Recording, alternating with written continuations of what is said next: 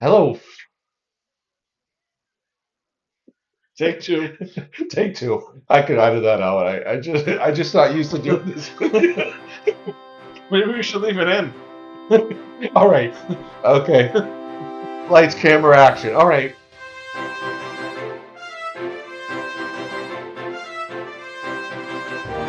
Hey, hello, friends and fellow collectors. Welcome to this brand new series you've been waiting for. I am here with, I am calling him the archaeologist of relic cards. I am calling him Dr. James. And remember, he's not actually a doctor, but he plays one on YouTube. Just kind of like Dr. Jones. I got my Jones shirt on. He's the archaeologist of cards, of relic cards. Man, this guy got the greatest relic card collection that I know. Some classic Hall of Fame players, some classic players in baseball. All baseball, I think. I don't think you have anything else No, at this primarily point, but just he is baseball. pure baseball. I'm calling him Dr. James for this series. And today, and this we're here, proud to introduce this new series called Relish the Relics. And he also, you probably saw in a previous video that popping on my pocket right here. He's also gifted me this beautiful David Ortiz relic slash autograph on this 2019 Panini card, and he just gave me a brand new snap it together here. They would call it One touch, maybe one not one touch. one touch. He knows all the terminology. Yes, I am a card collector, but I don't always know the terminology nowadays. But today, this is called Relish the Relics. We're just going to relish some of these relic cards he has in his collection, and he has a very special one here today. We're going to show just in a moment here. Hall of Famer, a pitcher that pitched in 4 decades, won the Cy Young Award late in his career. Who is it, James? Who is it? It's Early Win. Early Win. Before we get into that, I just want to say thank you though for bringing over the Ortiz to see in person and be able to put it in a different. Yeah. I'll hold it for you. The card does look amazing. We'll do a little close up of that in a little bit, Dr. James. Yes. But let's flip this camera around so you can talk a little bit about this beautiful relic reveal here. Before we flip it around, let's just do a little teaser right here. What are we going to see right here? So this is a relic jersey patch, 1 of 1 from Early Win from National Treasures. Mm-hmm. And I happen to personally like National Treasures. I know that they lost their license and everything. And they don't have the logos on there, but I just love some of the. Hey, like the Ortiz. Yeah, it's from the same company there. Yeah. All right, let's take a look at this beauty. All right. So yes, here is the National Treasures Early Win jersey patch card. It is a 1 of 1. It says it there in the kind of the bottom right-hand corner there. There is some information here on the back of the card as well. I think kind of an interesting fact that I would like to turn around and just read here in a minute, but I'll give the audience here just another look at that for a few more seconds. And then I did some research on this card as well because I like to do that with a lot of the relics I have just to try to kind of determine, or if I can determine kind of what piece, from the uniform, the patch or jersey might come from. So I'll kind of give you my thoughts here in a few minutes. And again, I'd like to do that maybe to get the audience or the viewers' opinions to see if I'm, on the right track or not. So there's this here, and then on the back, I just want to read this off because again, I did find this interesting on the back, and I'll turn it around afterward to show everyone. It says, winning his 299th career game on September 8th, 1962, Wynn had to wait until July 13th of the following season to finally earn win number 300, which represents the longest time frame in between a pitcher's 299th and 300th victories. He called it a career at the end of the season and gained induction into the Hall of Fame 9 years later. So just kind of flip it around here, kind of see what I just read off here on the back. But I thought that was an interesting kind of fact and statistic there. So from what I read there, I mean, it looks like he has the longest time frame in between his 299th and 300 victories, which is amazing. It says here the enclosed game use materials guaranteed by Panini America. Yes. Incorporated.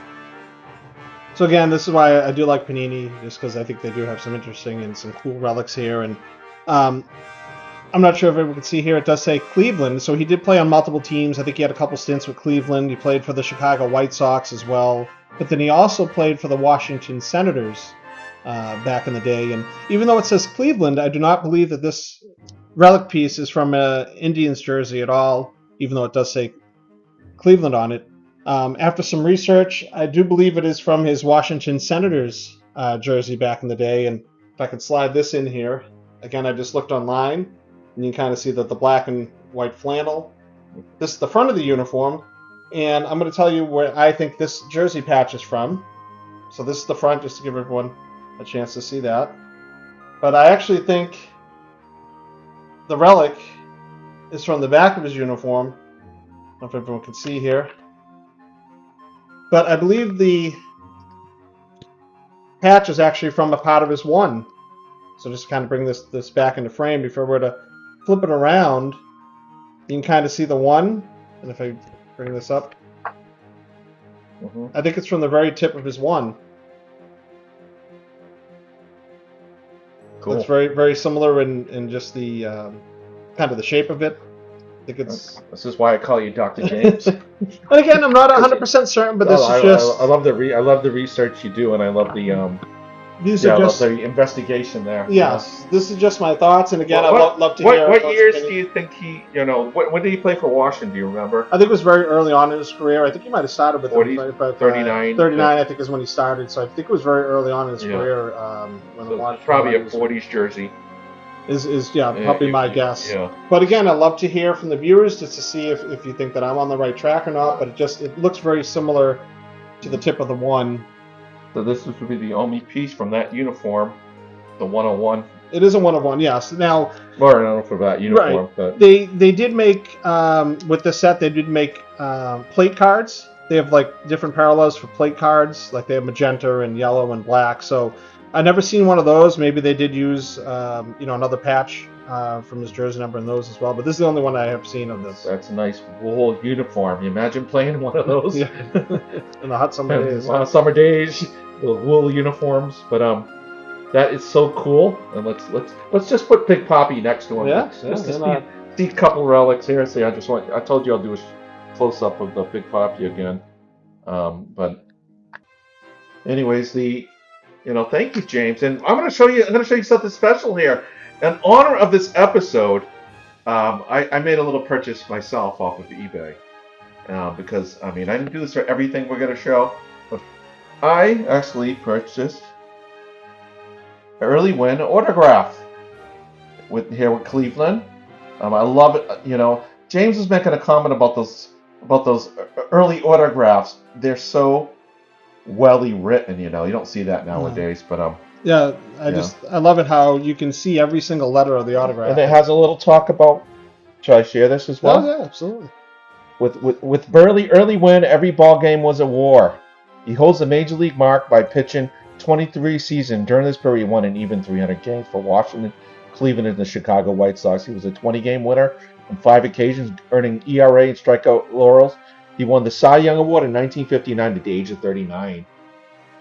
When his 22-10 record contributed immensely to a White Sox pennant, and I guess he was quite the intimidating pitcher. I hear that he was like Pedro on the mound. He would throw inside to brush guys back, and I had a few stories about him, but I can't remember the specifics. But he was a fearsome force on the mound, Hall of Famer, and I thank you for sharing that with us, James. Yeah, you're welcome. We have another one coming up, and episode 2. Can you give us a little teaser what you think episode 2 is going to be? Sure. It is also going to be another National Treasures card, and I believe it's from the same year. This is, I think, 2019. Cool. So I do have another one of those stay tuned, folks. Comment down below. We like comments. Hit that thumbs up. And hit that subscribe. And all that good stuff, because we're in for a ride. Make sure you hit that bell, too, because ding, ding, ding. Dr. James is going to be back with some awesome episodes. And we're gonna be doing this for a little while now. Maybe every couple weeks because we want to spread this out a little bit. But you're in for quite a treat, folks. So thank you for joining us for episode 1 of Relish the Relics. Thank you, James. Yeah, thank you for having me. All right, take care. God bless. Peace. Take care. Later.